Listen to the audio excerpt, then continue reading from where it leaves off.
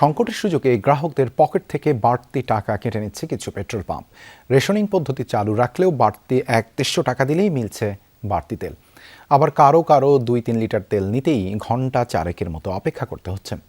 অনেক ফিলিং স্টেশনেই বেশিরভাগ সময় দেয়া থাকে অকটেন নেই সাইনবোর্ড। সিলভার টিপ কন্ট্যাক্টে তৈরি নিরাপদ ও নান্দনিক ক্লিক সুইচ নির্ভরতা জীবন জুড়ে। জ্বালানি তেলের জন্য ঘন্টার পর ঘন্টা অপেক্ষা এখন প্রায় নিত্যদিনের ঘটনা। কেউ জানে না কখন তেল মিলবে, আদৌ মিলবে কিনা। সরকার বলছে সংকট নেই, অন্যদিকে পাম্পে তেলের জন্য হাহাকার। আজকে আমি 2 ঘন্টার উপরে, 2.5 ঘন্টা, এখনো হয়তো আরো 15-20 মিনিট লাগবে, 2.5 ঘন্টা ধরেন। পাম্পে অ্যাভেলেবেল তেল নাই, এই কারণে দেয়নি, বলছে আজকে 11টার দিকে আসতে। আমি এই যে 4 ঘন্টার উপরে দাঁড়াইয়া 500 টাকার তেল পাইলাম।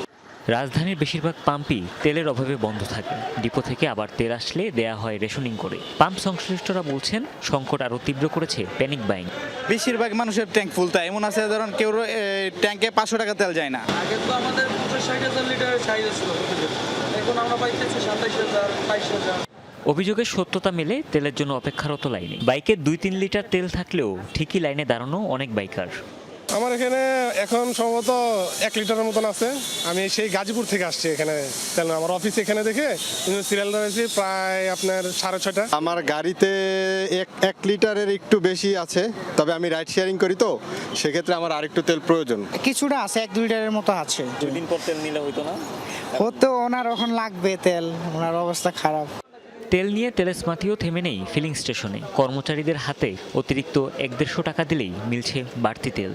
তেল নিচ্ছে 100 টাকা ঘুষ দেওয়া লাগছে। হিসাব করেন প্রতিটা বাইকে মনে করেন 100 করে নিলে কত টাকা পাইতেছে। যখন এদিকে আছেন লুকায় আছেন তখন ঠিকই 100 টাকা বেশি নিয়ে ফুল লোড দিচ্ছে, আর অথচ আমি আগে গেছি, আপনারা গেছেন আর দিচ্ছে না, তখন নাটক করতেছে 300 টাকার উপর দেবে না, 500 টাকার উপর দেবে না। হাজার হাজার লাইন থাকে, মানুষ অসহায় 3-4 দিন অনেক সময় ঘুরেও তেল পায় না লাস্ট পর্যন্ত। বিদ্যুৎ ও জ্বালানি মন্ত্রণালয়ের মতে দেশে আগামী 3 মাসের অকটেন পেট্রোলের মজুদ আছে।